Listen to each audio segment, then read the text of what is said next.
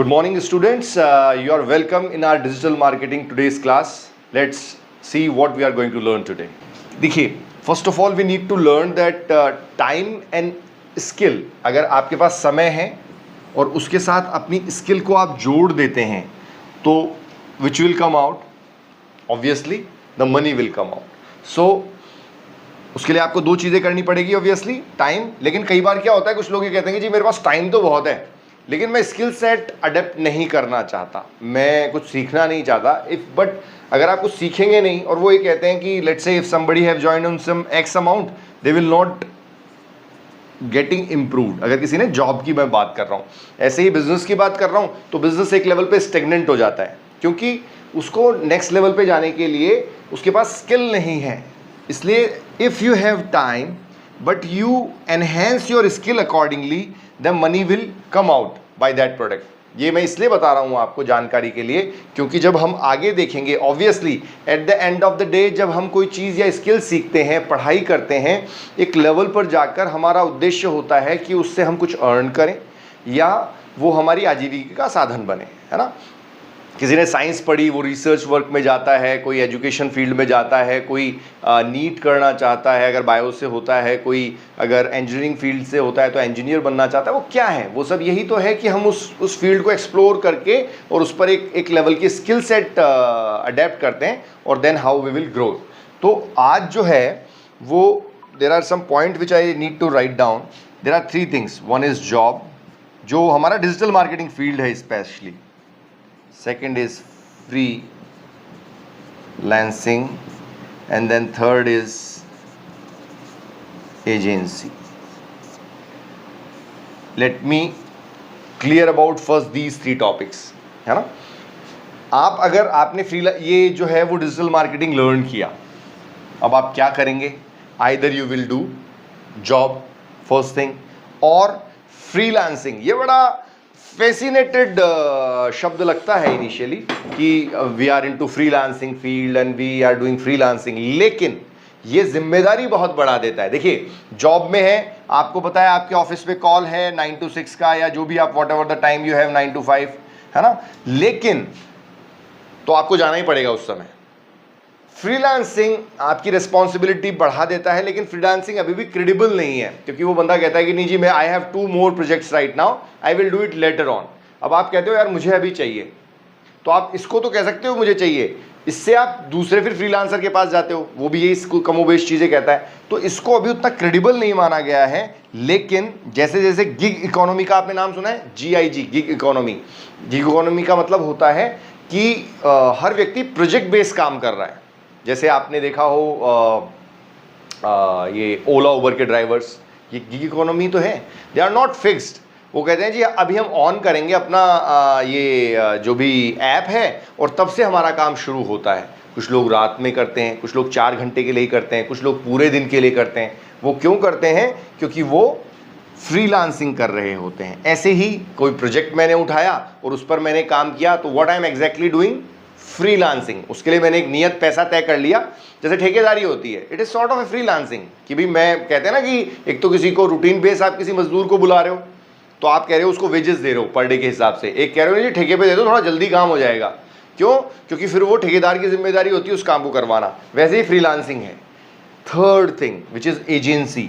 If you are running an agency, आपके नीचे कई एम्प्लॉय फिर आपको हायर करने पड़ते हैं अलग अलग वर्सेटाइल फील्ड के, जिस वर्सेटाइल फील्ड में आप काम कर रहे हैं, और आपकी ये ऑनरशिप हो जाती है कि आप उनसे आउटपुट निकलवाएं. क्योंकि आपको 2 काम करने हैं. पहला, उनकी सैलरीज निकालनी है. दूसरा, बल्कि 3 काम करने हैं. दूसरा, अदर एक्सपेंसेस मीट आउट करने हैं. इलेक्ट्रिसिटी है, वाटर है, अदर और कई एक्सपेंसेस हैं जो आपको मीट आउट करने पड़ते हैं, जो ऑपरेशनल एक्सपेंसेस कहलाते हैं. पहले तो कैपेक्स लगाई आपने, कैपिटल एक्सपेंडिचर लगाई. कोई भी एक चीज़ आपने एजेंसी शुरू की तो आपने कंप्यूटर भी परचेज करने पड़ेंगे, आपने ऑफिस भी लेना पड़ेगा, नहीं तो लीज पे लेना पड़ेगा, परचेज करना पड़ेगा, whatever the capacity you have. उसके बाद में आपने एम्प्लॉय हायर करने पड़ेंगे. Then you are putting every time operational expenses. Operationally आपको एक्सपेंसेस करने होंगे ना कि आपको हर मंथ पे आपका 1 से 7 तारीख तक खर्चा आ जाता है, लेकिन अब हर महीने उससे पहले उससे कहीं अधिक आपको कमाना होगा. तब क्या होगा, आप अपने लिए भी कमा पाने में सक्षम होंगे और अपने एम्प्लॉयज को भी सैलरी देने में सक्षम होंगे और इन एक्सपेंसेस को भी मीट आउट करने में सक्षम होंगे, जो कि आपको एज एन जो ऑफिस रनिंग के लिए चाहिए होता है।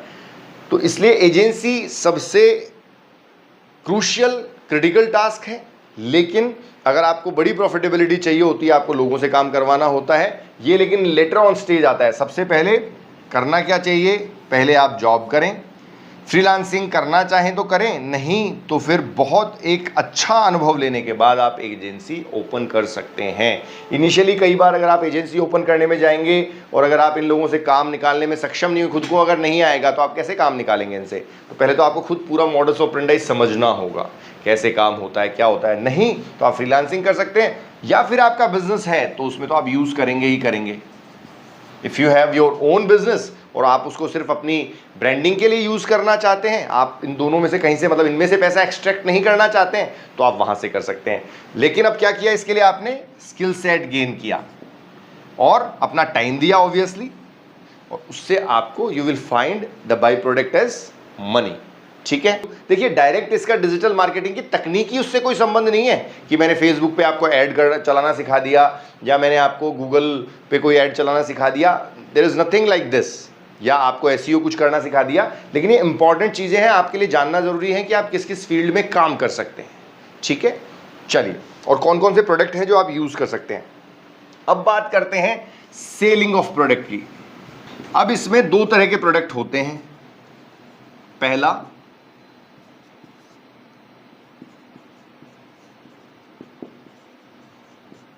फिजिकल प्रोडक्ट्स, दूसरा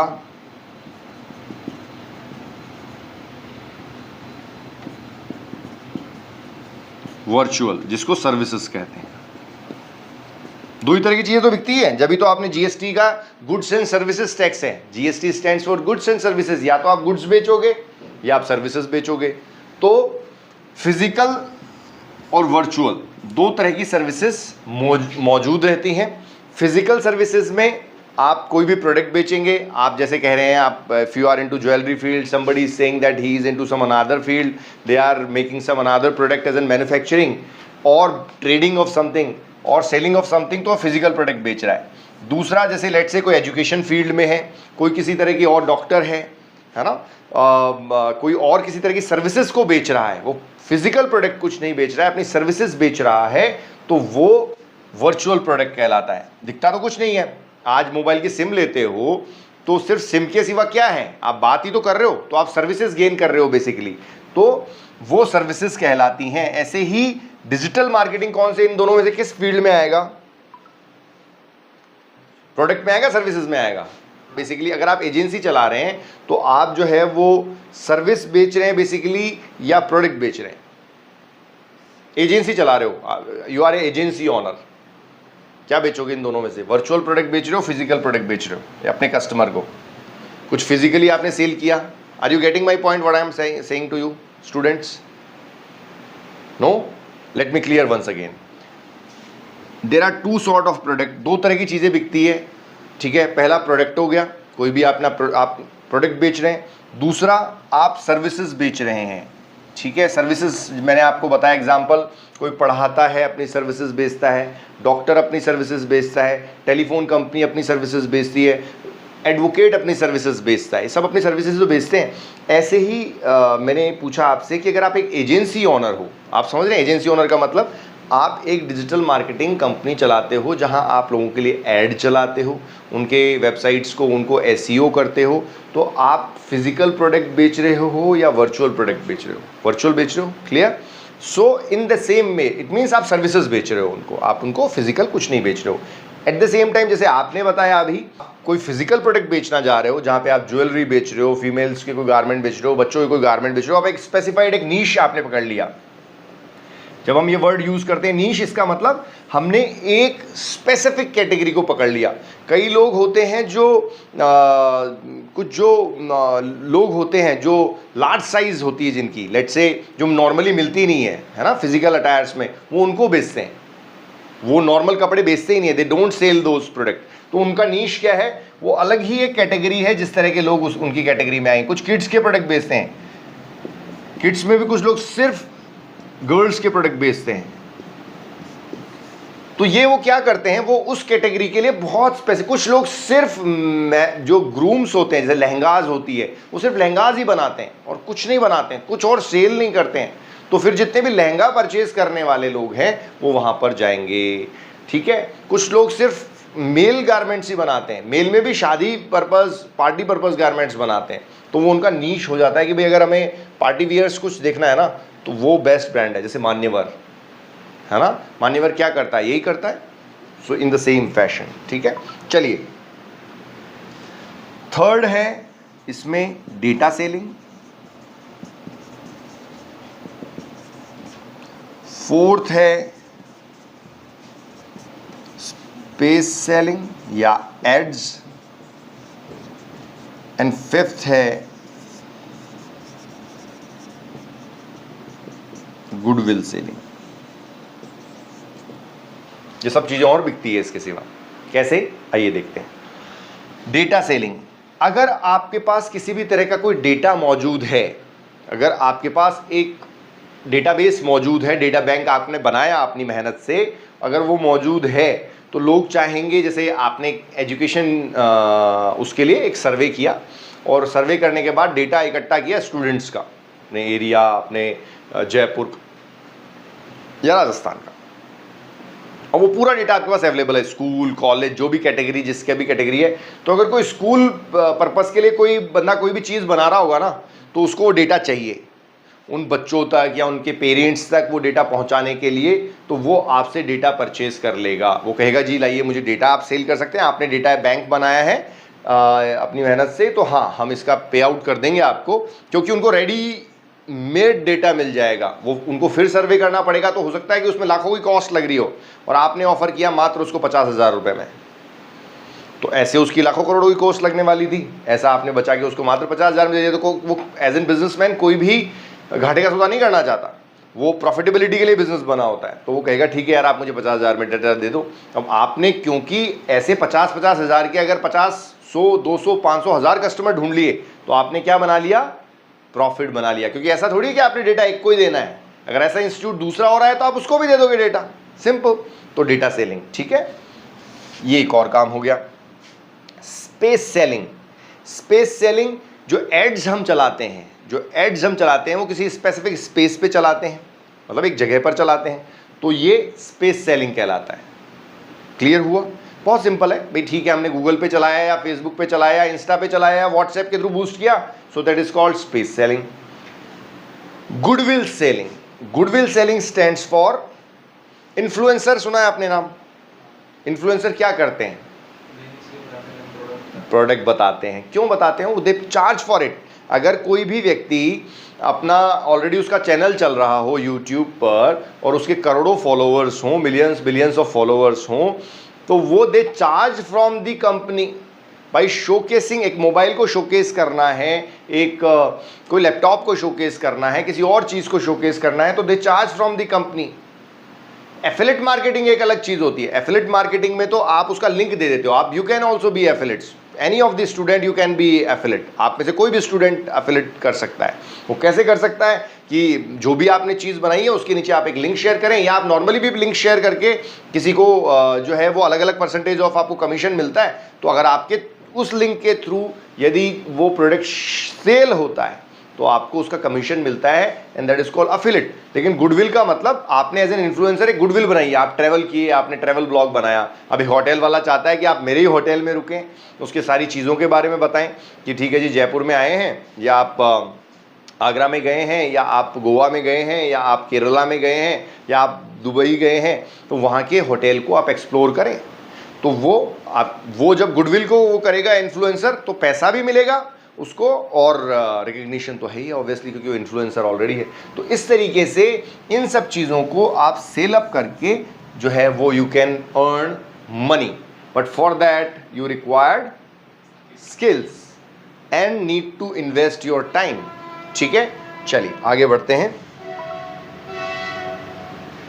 अब बात करते हैं यूट्यूबर कैसे अर्न करता है। ठीक है, for that I need to make a diagram for you.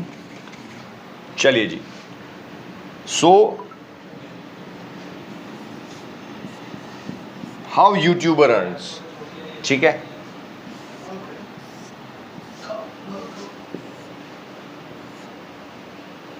सबसे पहला एड से, जो उसके चैनल पर जब एड चलता है एक आफ्टर रिकग्निशन, तो उसको चैनल यूट्यूब पैसा देता है ऑब्वियसली, उससे पहले तो कुछ नहीं होता है। नहीं तो वो मोनेटाइजेशन के लिए उसके कुछ क्राइटेरियाज हैं, उनको पूरा करना पड़ता है। पहले तो ऐसे नहीं कि पहले दिन से आपकी अर्निंग शुरू हो गई, आपको मोनेटाइजेशन के क्राइटेरियाज को फॉलो करना पड़ता है। और जब यूट्यूब के मोनेटाइजेशन क्राइटेरिया में आप आ जाते हैं कि आपका इतने समय तक आपने इसका वॉच टाइम था, इतने सब्सक्राइबर थे, तो आप उस पर ऐड अब मोनेटाइज हो सकते हैं। जब आप इस लायक हो गए हैं कि आपके फॉलोअर्स बहुत हैं आपके फील्ड में, तो ब्रांड क्या करना चाहेंगे, आपके साथ ब्रांड कोलैबोरेशन करना चाहेंगे।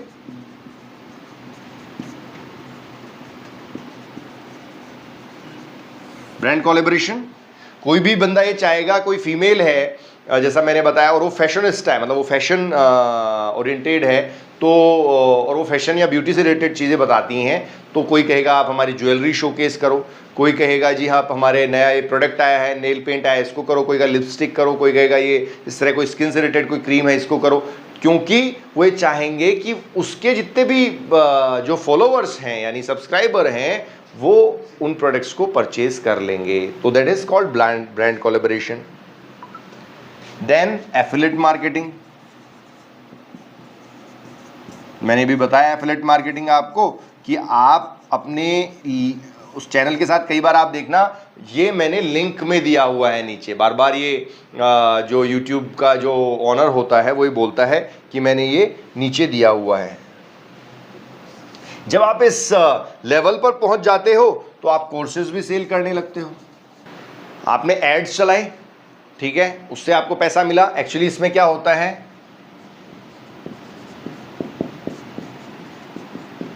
YouTube 45% रखता है, आपको 55% पैसा दे देता है। लेकिन आपका चैनल मोनेटाइज होना चाहिए, आपका चैनल मोनेटाइज होना चाहिए स्पेसिफिक आपके चैनल पे। धीरे धीरे जब आप ब्रांड बिल्डिंग करने लगते हैं तो ये सब चीज़ें होने लगती हैं अपने आप। ब्रांड कोलैबोरेशन, आप जब एक अच्छे नामचीन पर्सन बन जाते हो अपने फील्ड के, आप एक अच्छे ट्रैवलर हो, आप एक फूड चैनल चलाते हो, तो फूड से रिलेटेड कंपनीज आपको अप्रोच करती हैं कि आप अपने जब अब की बार शोकेस करें तो हमारे प्रोडक्ट के बारे में बताएं।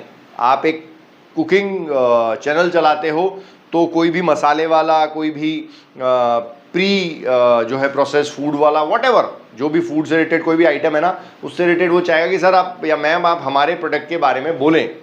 तो जब वो बोलेगा तो ब्रांड ऐसा नहीं कि it is free, it is brand collaboration. वो दिखाएगा शुद्ध देसी खालिश मसाले, व्हाटएवर इट इज़, जो भी बोलेगा तो वो उसका पैसा चार्ज करता है। नथिंग इज़ फ्री, उसने अपनी ब्रांड बिल्डिंग की है।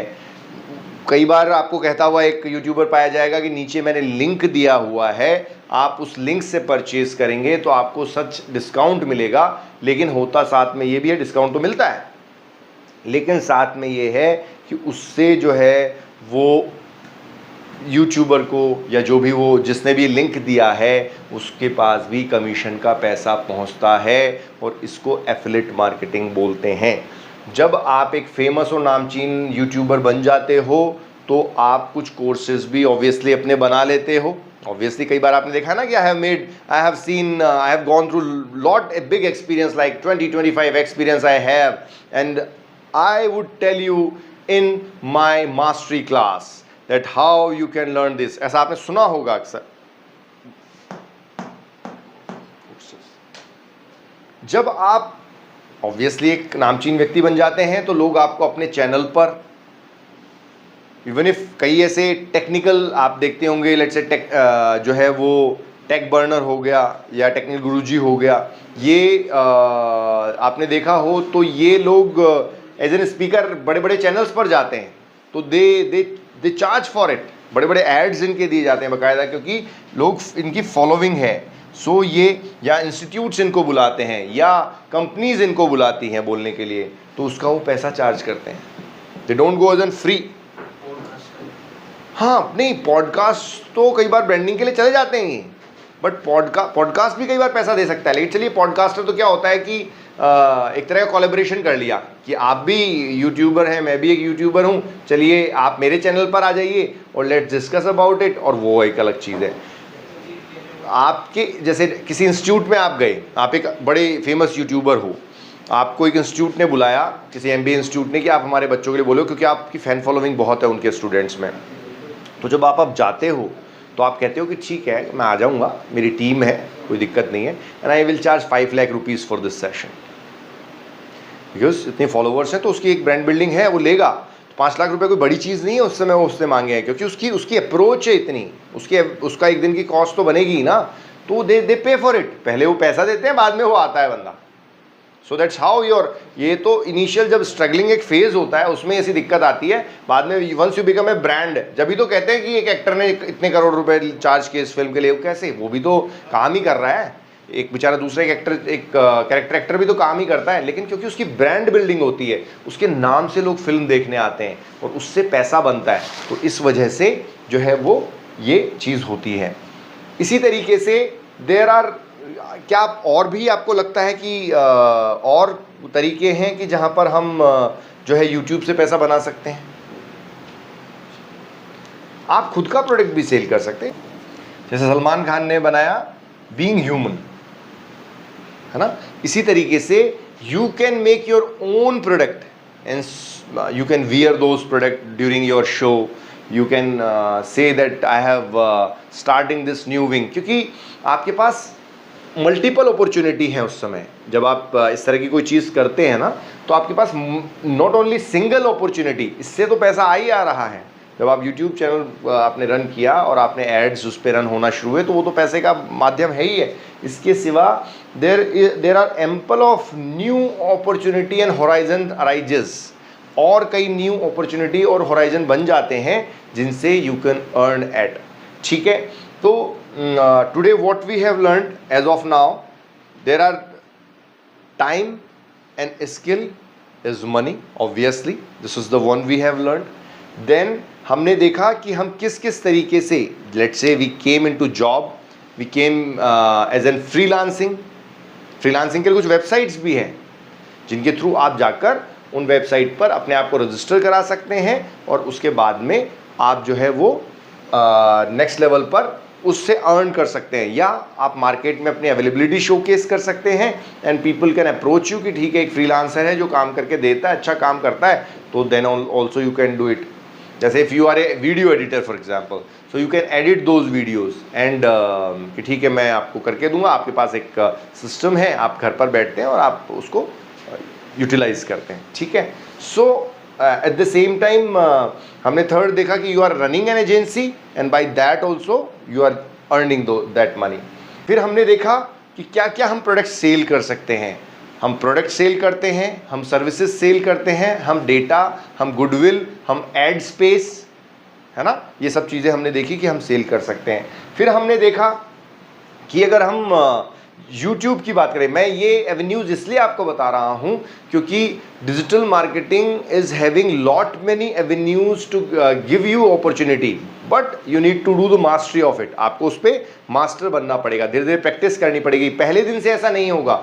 You need to invest a good time for it and then आप अपना चैनल बनाएं, आप एड्स चलाएं, आप ब्रांड कोलैबोरेशन करें, आप एफिलिएट मार्केटिंग करें, आप कोर्सेज बनाएं, आप स्पीकिंग करें, अपने खुद के प्रोडक्ट बनाएं।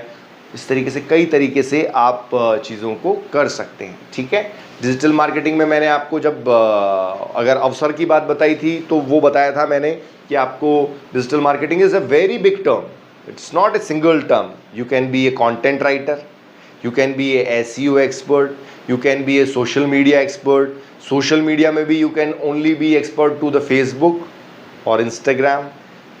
फेसबुक, स्पेसिफिक फेसबुक, अगर आप फेसबुक के एक्सपर्ट हैं तो बहुत से फेसबुक पर ऐड चलाते हैं। गूगल के PPC एड्स अगर चलाते हैं तो आपसे बेहतर कोई नहीं चलाता है। आप उसमें भी टेक्स्ट ऐड हो गया, डिस्प्ले ऐड हो गया, जो I will tell you later on the classes that how you can use it, how you can put the ad on the YouTube.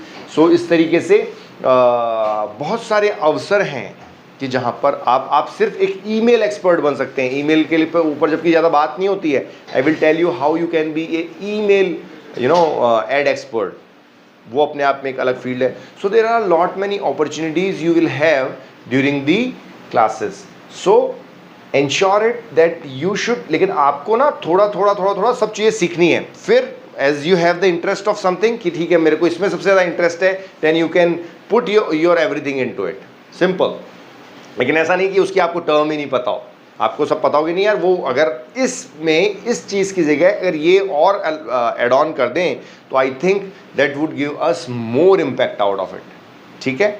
And we will explore some more avenues in our upcoming classes, so that you will learn that how we can use those the impact of those tools we will come later on. Tools is very easy to learn.